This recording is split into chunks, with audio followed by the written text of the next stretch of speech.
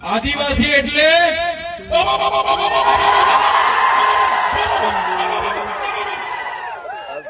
આદિવાસી છે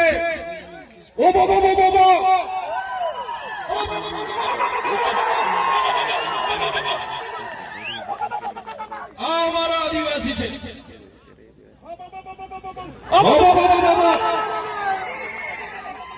એટલે આપણા દેશમાં આપણું રાજ, આપણા ગામમાં આપણું રાજ.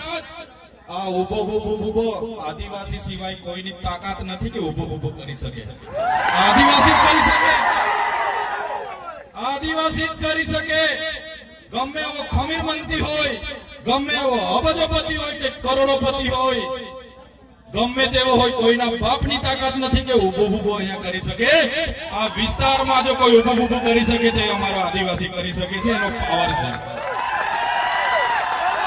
આપણા ગામમાં આપણું રાજ, આદિવાસી એનો માલિક છે, મૂળ માલિક છે. હું ચૈતર વસાવા નથી કહેતો. આદિવાસીઓનો ઇતિહાસ કહે છે, દેશની સુપ્રીમ કોર્ટ કહે છે, દેશનું બંધારણ કહે છે, યુનો કહે છે કે આ દુનિયામાં સૌથી પહેલા જો કોઈ આવ્યું હોય તો એ આદિવાસી છે. મૂળ માલિક આ દેશનો આદિવાસી છે, સુપ્રીમ કોર્ટ કહે છે. ત્યારે આજે આદિવાસીઓને આ સરકારોએ મજદૂર બનાવી દીધા છે. આજે દાદાઓએ કીધું અમારી પણ જમીનો છે, અમને પણ પાણી આપો, અમારા બાળકોને પણ શિક્ષણ આપો, અમારા યુવાનોને પણ રોજગાર આપો. પણ આ સરકારો જાણી જોઈને આદિવાસીઓને ભણાવવા નથી માંગતી. અહીંથી પાણી લઈ જાય છે પણ પાણી આપવા નથી માંગતી. આદિવાસીઓને ભેગા થવા નથી દેવા માંગતી. આગળ પાનવડમાં કાર્યક્રમ હતો અને પરવાનગી નહીં આપવામાં આવી. આદિવાસી 5મી અનુસૂચિ વિસ્તારમાં રહી છે. આદિવાસીઓનું સ્વશાસન એમાં લખેલું છે. બંધારણની આર્ટિકલ 241 ક તમે વાંચી લેજો. આદિવાસી વિસ્તારમાં જનજાગૃતિના કાર્યક્રમ માટે કોઈ મામલતદાર, ટીડીઓ પ્લાન કે પોલીસની પરવાનગીની અમને જરૂર નથી ભાઈ. અમે આદિવાસી અને જે લોકો આરએસએસની વિચારધારા વાળાએ કેટલાક લોકોને હાથા બનાવીને અમારા કાર્યક્રમ નહીં થાય, ચૈતર વસાવા અહીંયા નહીં આવે, એના માટેના કાર્યક્રમો પોલીસ પર દબાણ કરાવીને રદ કર્યા હોય તો એના 2-3 લોકો અહીંયા પણ આવીને વિડીયો બનાવતા હોય તો બનાવી લેજો. तुमको क्या लगता था नहीं लौटेंगे,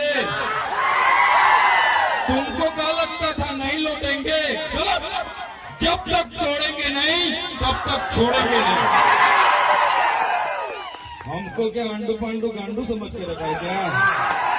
ये आदिवासी है, आदिवासी. यहाँ आदिवासियों का राज चलेगा.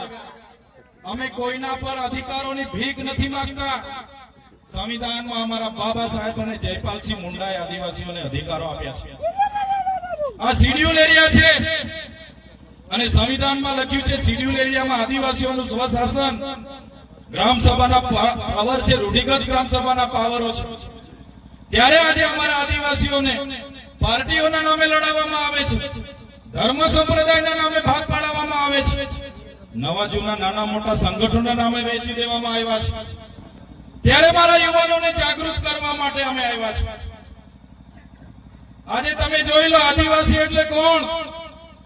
આદિવાસી એટલે આદિ અનાદિકાળથી આ પૃથ્વી પર વસનારો આદિવાસી. આદિવાસીઓનો ઇતિહાસ તમે વાંચી લેજો. મોહનજોદડો હડપ્પાની સંસ્કૃતિનો ઇતિહાસ વાંચી લેજો. સિંધુ ખીણની સંસ્કૃતિનો ઇતિહાસ તમે વાંચી લેજો. 9 થી 10,000 વર્ષ પહેલાની એ સંસ્કૃતિ, સભ્યતા એ આપણા આદિવાસી પૂર્વજોની સંસ્કૃતિ નથી. તમે રામાયણ ઉઠાવીને વાંચો,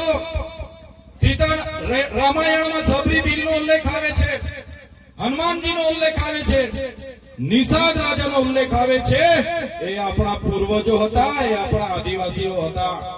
મહાભારત ઉઠાવીને વાંચી દીજો. એમાં જે એકલવ્યની વાત આવે છે, જેનો અંગૂઠો દ્રોણાચાર્ય દ્વારા કાપી લેવામાં આવે છે, એ એકલવ્ય આપણા પૂર્વજ હતા. તમે મહારાણા પ્રતાપનો ઇતિહાસ વાંચો. જ્યારે અકબરે મહારાણા પ્રતાપના ચિત્તોડગઢ પર કિલ્લાનો ઘેરાવો કરીને બેઠા હતા, ખુદ મહારાણા પ્રતાપના પોતાના ભાઈ એમની સાથે નહોતા, ત્યારે પૂંજાબીર જે સેના લઈને એની સાથે ઉભા હતા, એ આપણા આદિવાસી હતા અને આપણા બધાના પૂર્વજો હતા.